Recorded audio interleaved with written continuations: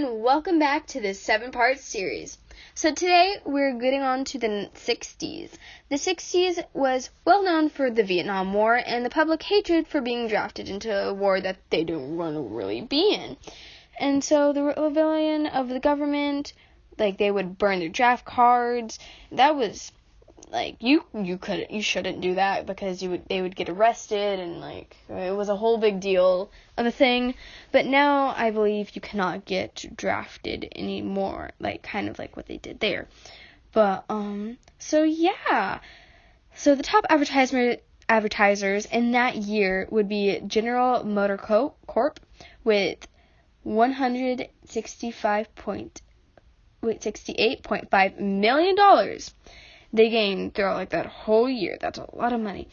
As I, when I did my research, General Motor Corp was a car company. I'm pretty sure, I couldn't really find that much on them, but I'm pretty sure they're still running now. But yeah. And so with that, let's get in with our episode. But so for America, the total amount of money that they spent that in 1960 with the Vietnam War and just everything in total was $12.0 billion. Billion dollars. Yeah. So with all of that, that's a lot of money that they spent that year. And that's with helping out with the war and sending aid to South Vietnam. With all that stuff, it was a lot of money that they spent.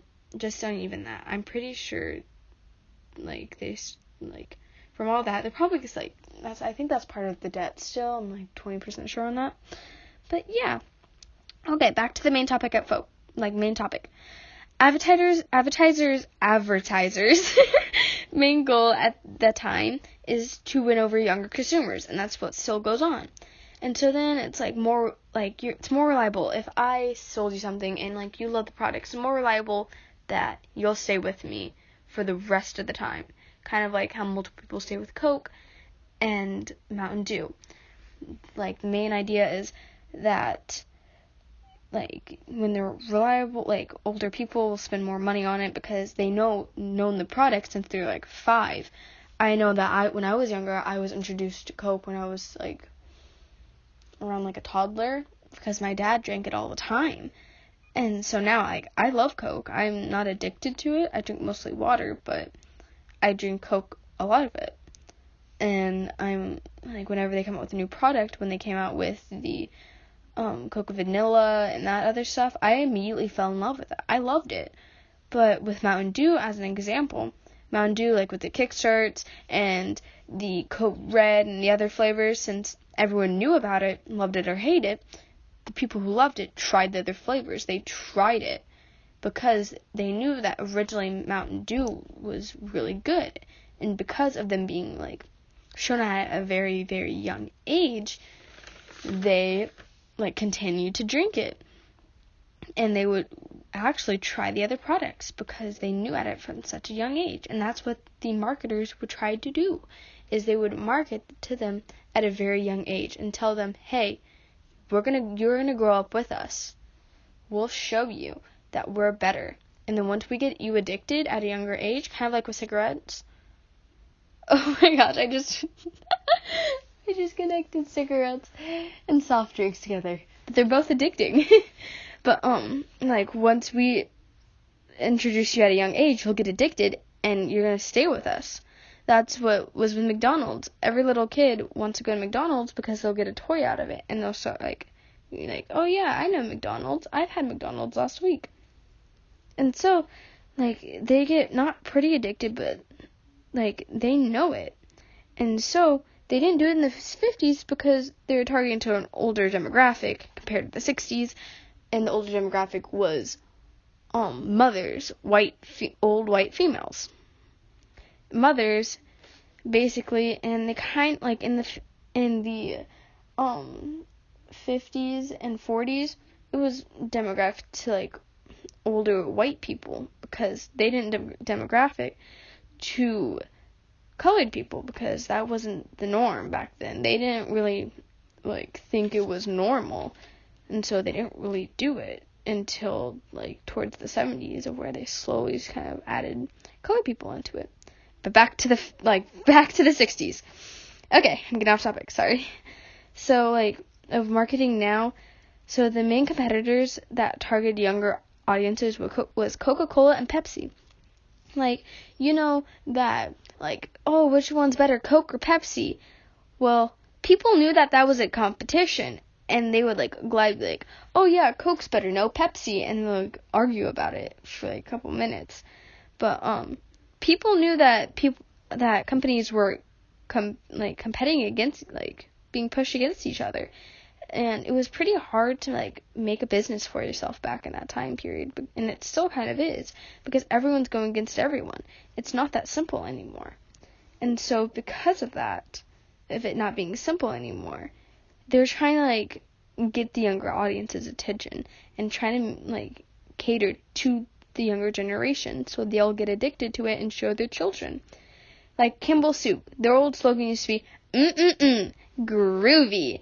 And that was because that's what little kids said back then. Be oh, that's so groovy, man. Hippie style. But, it was what happened back then. And the ads, wasn't as sexist or racist because they knew that they're going after a younger demographic. They knew that they're going after younger children that were going to have, that were supposed to be raised and everything, from their parents. Yeah, that's how parents work, right? But, they're supposed to know the difference between if it's okay to say a certain word or not. And so, with them having to make their ads seem more kid-friendly, they couldn't be a sexist or racist and say that women have to do all the stuff in the house. One ad that I found says, "How do you handle a hungry man? The manhandler's Campbell's Soup." That's still kind of sexist. It's just that was more targeted to white women. And another one that's targeted to women was Susie Homemaker in a Square, but that is mostly targeted to a younger girl because you think it'd be targeted to a woman, but it's not. It's targeted to younger girls because they're supposed to be taught at a younger age that you have to be the housewife. Yeah, it may be sexist, but they can't make it look obviously sexist, or else people will be hey, what are you showing these children? Another ad was it's a phone ad, and it says all day, it never says a word. And some more, one for a Coke says, for extra fun, take more than one, take an extra carton of Coke. And their fancy slogan at that time was, things go better with a Coke. And so, here's another one, it's a cigarette one, first one I've seen in a little while, for the 1960s, a What's Up From That Counts. It's a Winston cigarette ad, has a white straight male and a white straight female. It wasn't common, it was very common actually, for white females to be, at least, because the target demographic was either children and that or old adults. And since children kind of think of their mother a lot more than their father, they think old man as in my old pops and that stuff, but they think a little bit more about their mother in that time in the 60s. And I'm kind of rambling and on and all that fun stuff jazz, but the government, with the Vietnam War and everything, advertisements did not want to be in the middle of that. Because, well, they're, who wants to advertise to people that... And we're back. So sorry for that interruption. That was just a little commercial. But, and so, as I was saying, that since advertisers didn't really want to be in the middle of something that not a lot of people really wanted to be in anyway, they would rather stay out of it, so then they couldn't lose as much money as they are for advertising and not having free advertisement and just being like putting stuff out, not like putting stuff out on newspapers and everything like that. They didn't want to put more money into something that's probably not going to sell well. And speaking of not selling well, the Vietnam War, like their sale, the economy, and the people in the Vietnam War costed $168 billion or $1 trillion, and that includes $111 billion in military operations and $28.5 billion to help aid South Vietnam.